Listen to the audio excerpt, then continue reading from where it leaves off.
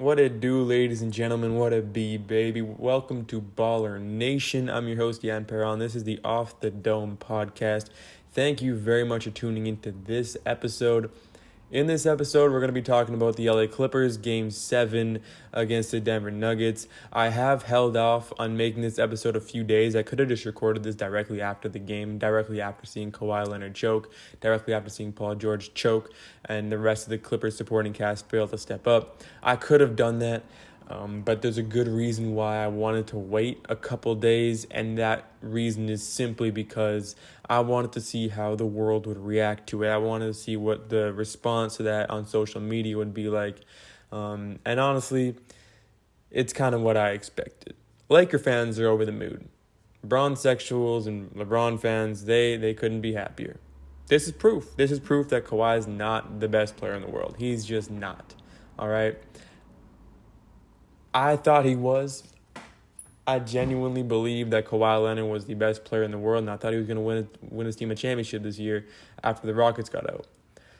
But he came up small in the biggest game of the year, for sure, which is too bad. I mean, scoring-wise, he came up small. He was playmaking quite well, but when you shoot 6 of 22 from the field, 2 of 7 from downtown, it wasn't great. It was a minus 21 as well for Kawhi Leonard, a stat that not enough people are really talking about. He played 44 minutes, massive workload for Kawhi.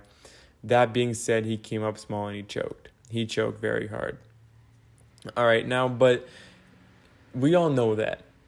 And I hate to be the one to say in defense of Kawhi Leonard here, because I'm going to defend Kawhi Leonard a little bit. Okay, but not in the way that I think a lot of you might be expecting me to defend Kawhi Leonard. By the way, Nuggets fans, I will start talking about how good you guys are and how good you were and how impressive Jamal Murray and Nikola Jokic were. I just gotta get the Kawhi Leonard shit out of the way real quick. Okay, in defense of Kawhi Leonard, I see people trying to tell me that Kawhi's not a top 3 player in the league anymore, which is just outright ridiculous. If having a bad game, if choking in the playoffs made you no longer a top 3 player in the league, there wouldn't be a top 3 player in the league. We just wouldn't have top 3 players in the league anymore. Because Curry's choked, KD's choked, LeBron's choked. Everyone, you name a superstar, they've choked in the playoffs. They just have. Okay? Except for Michael Jordan. I mean, go back, look through all NBA history. All the great superstars, they've all choked in the playoffs. Michael Jordan's, he's kind of the exception. He's had bad games, but I wouldn't call it outright choking. Okay. Another thing, Kawhi Leonard. Okay, now I'm gonna say this, and I hate to make this about LeBron James. I hate to do it, but the thing is, LeBron sexuals, LeBron James fans, when all you do is shit on Kawhi Leonard and say, "Oh, LeBron would never." This is you guys just. I'm just gonna let you know that LeBron James let his team down more last year than Kawhi Leonard let his team down this year. Okay, now I'm not gonna shit on LeBron James here. I'm not gonna, because he's the best player in the world.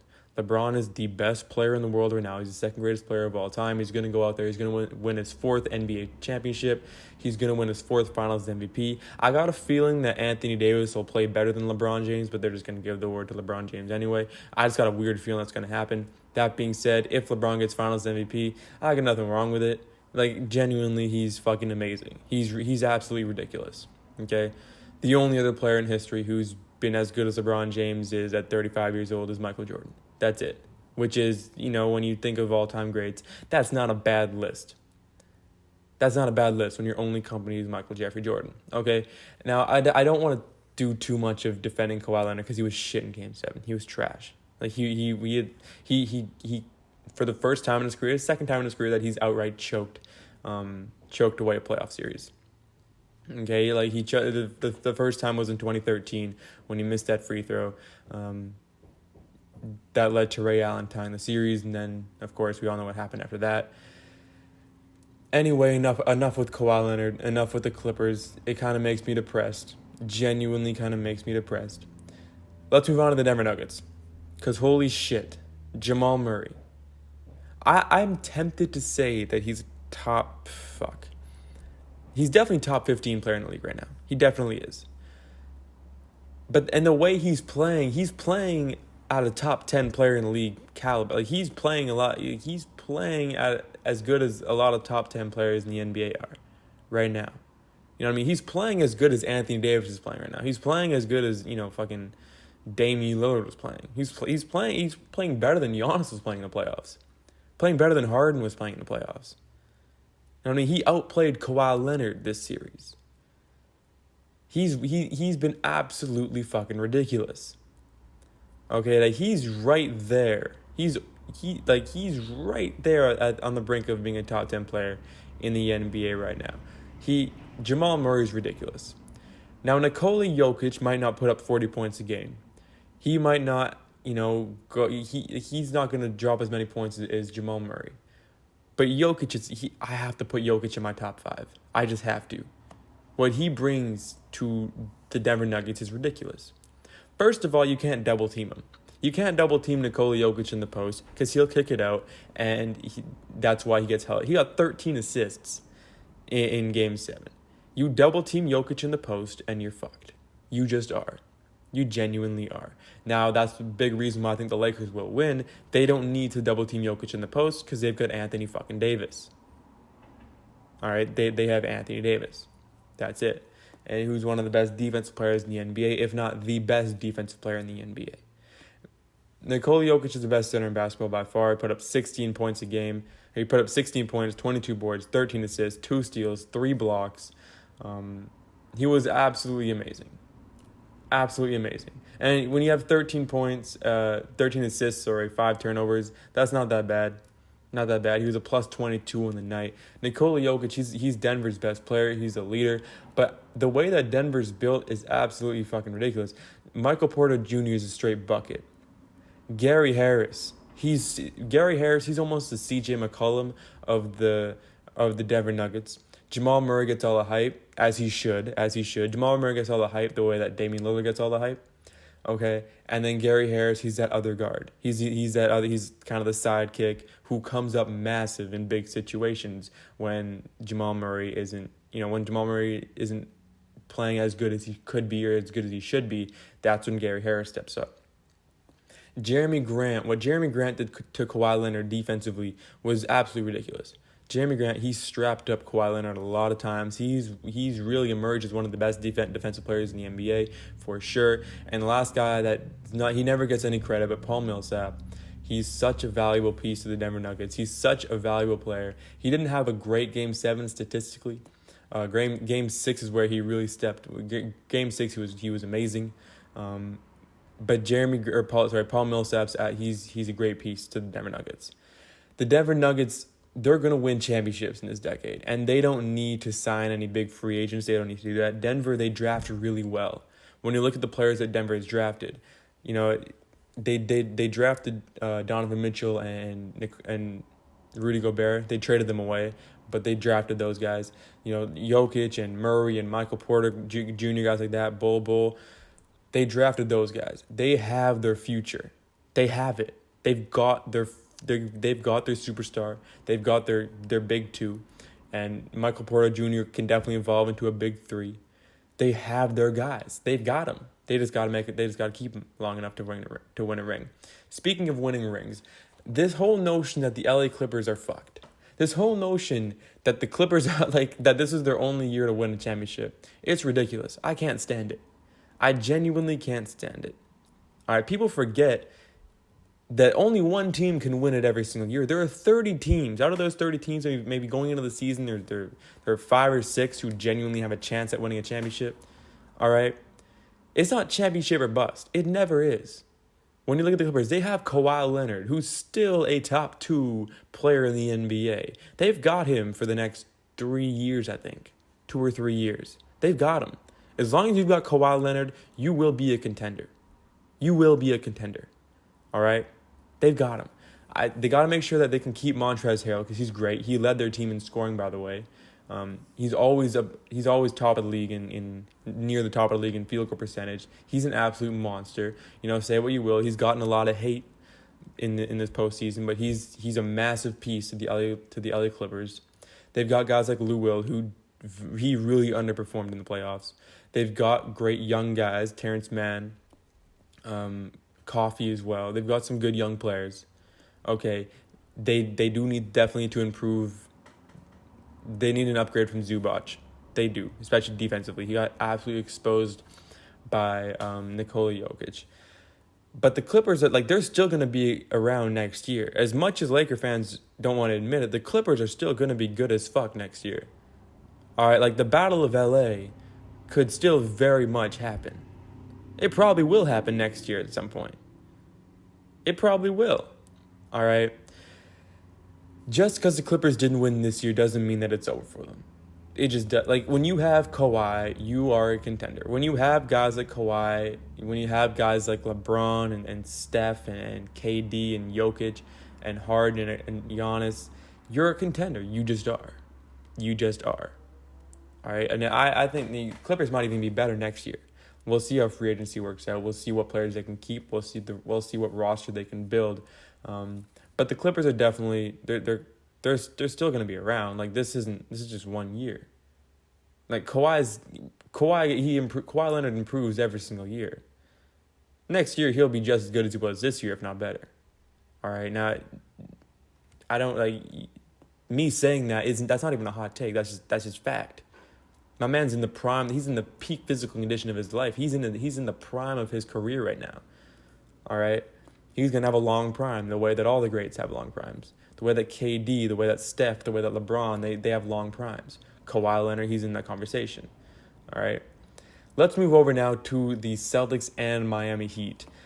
What a game one. Holy fuck. That one of the all-time classic playoff games that I've seen at least. All right. One of the greatest playoff games I've ever seen. Now, that's including games like the 4 overtime Denver Nugget versus Blazer game last year in the playoffs. The Cavs and the Cavs and Warriors game 7 in 2016. This game one, it's up there with all of those. The Kawhi Leonard game 7 last year with the Raptors and 76ers. It's up there with those. Jason Tatum had a great game. Jason Tatum absolutely balled out. He is the leader of the Boston Celtics. He was absolutely ridiculous. When you 30 points, 14 boards, 5 assists, 3 steals, 2 blocks, only 3 turnovers. He was terrific. Now, he did get absolutely fucking rejected on the last play of the game by Bam Adebayo, who made one of the best defensive plays. He made probably the best defensive play of the season. A game-winning block. The only other game-winning block I can think of this year was Patrick Beverley on LeBron James and Christmas Day, but that was not the same as stuffing someone at the rim the way that Bam Adebayo stuffed Jason Tatum with 2 seconds left. Just absolute clutch play by Bam Adebayo. He had 9 assists, 18 points, 6 boards, 2 blocks. I mean, he was terrific. He really was. When I talk with the Denver Nuggets saying that they're going to win championships and they're going to win championships with the roster that they have, the Miami Heat have a very good opportunity to win championships with the roster that they have. I don't think they're going to win this year because the Lakers are too good. But with these players, they might need to add, because I don't believe in Miami's future as much as I believe in Denver's future. But Miami, they've got their core players. If they can keep Jimmy Butler, who I think likes in Miami. Jay Crowder was huge. Bam Adebayo, Duncan Robinson, Goran Dragic. He's maybe the most underrated player in the NBA right now. Out of the 4 teams remaining, Goran Dragic might be the most underrated player. I don't know why he doesn't get enough hype. No one talks about Goran Dragic. My man, he'll give you 20 points a game consistently. He's such a reliable player to have on your team. He's such a reliable player. When the ball is in Goran Dragic's hands, I trust that the ball is in the right hands for the Miami Heat. He is such a reliable basketball player. Tyler Hero off the bench is an absolute spark plug. He was an assist away from having a triple-double in Game 1. An assist away. Andre Iguodala provides veteran experience, and Kelly Olynyk as well. He's kind of in that Goran Dragic category where he just doesn't get enough hype. Kelly Olynyk, he has games where he just snaps. He's kind of a streaky player at times where he'll have games where he'll just snap and drop he'll go 6 of 7 from downtown. You know what I mean? He's one of those guys. The Boston Celtics, though, again, they're kind of in the Miami Heat category where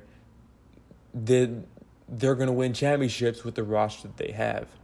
Tatum, Jaylen Brown, Marcus Smart. Those three guys, they impress me every single night. They really do. The way Marcus Smart plays I love it. He's really the more talented Patrick Beverley. He's got the same mindset, doesn't foul out as much, but he's got that same kind of dog energy about him. Daniel Tice, he's up there with Goran Dragic, the most underrated player. Daniel Tice, no one knew about him a year ago. No one knew who Daniel Tice was, and he's really come on this year. He's played some big minutes, some big games for the Boston Celtics. He played 35 minutes in Game 1. All right, he's definitely the most underrated player on his team. He's absolutely terrific. Kemba Walker didn't have a great Game 1 of 9 from downtown, but I still do trust in Kemba Walker. Great player. Grant Williams, Brad Wanamaker, Robert Williams III, and Semi Ojeleye. The Boston Celtics are definitely one of the deepest teams in the NBA. They really are. Toronto, and you go back to the Raptors and Celtics Game 7. Everyone was saying, "Oh, Toronto's got the best bench in the league," or not the best bench in the league, but Toronto, they've got one of the best benches in the NBA. They're such a deep team. But at the end of the day, in the biggest game of the year, they went 7 deep. They played 7 guys, where Boston played like 10 or 11. Which just speaks volumes to how deep of a roster the Boston Celtics have.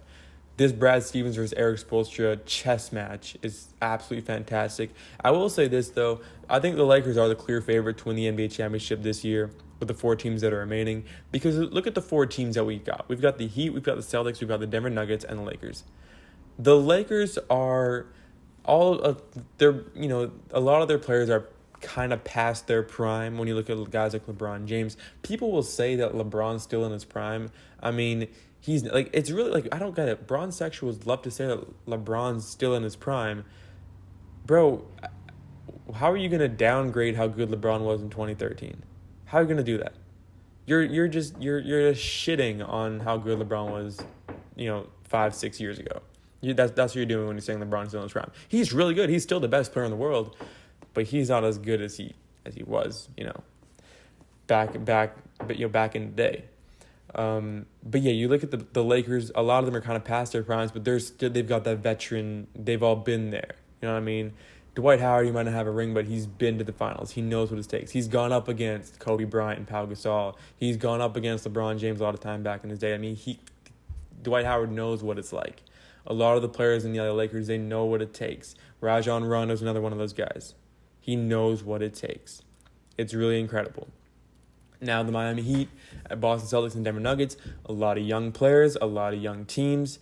It's kind of, they're not quite in their prime. They're not quite there. The Lakers, they know what it takes. They've got the playoff experience. The other 3 teams, they're not even in their prime yet, and they're already where they are right now. This is going to be a great learning experience. If anything, this is going to be a really good learning experience for a lot of these young guys. I can't wait. You know what I mean? Jason Tatum, he's been in the conference finals. I think it's his 2nd time now in his career. Same as Brown and Smart. They know what it takes. All right, for their age to have this much playoff experience, and not only playoff experience, but playing such a big role on playoff teams is ridiculous. All right, and the Miami Heat as well.